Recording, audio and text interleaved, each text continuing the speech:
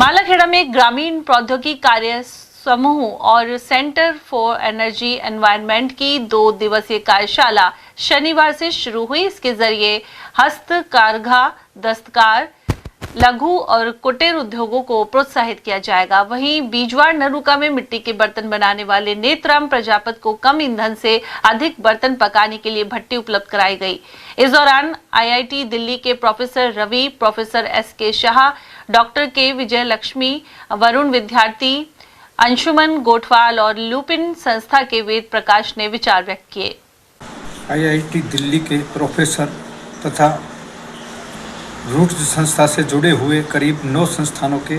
पदाधिकारियों की अलवर के मालाखेड़ा में 2 दिवसीय कार्यशाला रही है, जिसमें हथकरघा, दस्तकार सहित अन्य कुटीर लघु उद्योग वाले कामगारों को शिक्षा के आधार पर नवाचार, नई तकनीक प्रदान कर उनके आर्थिक उपार्जन में सहयोग करने की यह प्लानिंग है, जिसमें बड़ी संख्या में 2 दिन तक चली इस वर्कशॉप में लोगों ने भाग लिया। वहीं प्रोफेसर ने बीजवाड़ नरुका में जाकर यह भी देखा कि किस प्रकार से मिट्टी के बर्तन तैयार होते हैं और उसमें भौगोलिक और प्राकृतिक आपदा आने पर किस प्रकार से नुकसान भी होता है, इसका आकलन भी किया गया। और उनका यह मानना है कि ग्रामीण स्तर में जो भी कामगार लोग हैं, किसी भी संस्थान से हों, किसी भी क्षेत्र से हों, उनको पूर्ण रूप से विकसित करना ही उनका उद्देश्य है। मैं अवधेश सिंह। रुटाग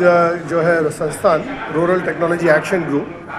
ये principal scientific adviser doctor Chidambaram जब थे 2004 में, उनकी परिकल्पना से शुरू हुई है,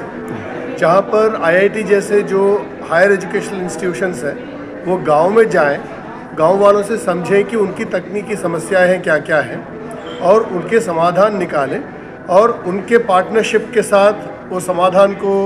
अच्छा टेक्नोलॉजी के रूप में बनाएं और फिर उसको वापस गांव में ले जाके उसको डिसेमिनेट करें। ये रुटाग की मकसद है। तो उसका काम ऐसे करते हैं हम कि इस तरह के वर्कशॉप्स करते हैं जिसमें गांव के जो आर्टिसंस हैं और एनजीओज़ जो गांव में काम करते हैं उनको भी बुलाते हैं और उनके साथ चर्चा करते हैं कि रुटाग किस तरह की काम कर सकती है, इसके बारे में बताते हैं और उनसे पूछते हैं कि आपकी समस्याओं के बारे में आप बताइए। फिर उनसे थोड़े विस्तार में डिस्कस करते हैं कि क्या प्रॉब्लम है, किस तरह की सॉल्यूशंस काम कर सकती हैं, क्या है। तो फिर जो वर्कशॉप के एंड में हम एक लिस्ट बना के ले जाते हैं कि ये टेक्नोलॉजीज़ हैं जिस पे आगे काम किया जा सकता है। फिर आईआईटी उसको फॉलोअप करती है, तो उन गाँवों में साइट विजिट करता है, प्रॉब्लम को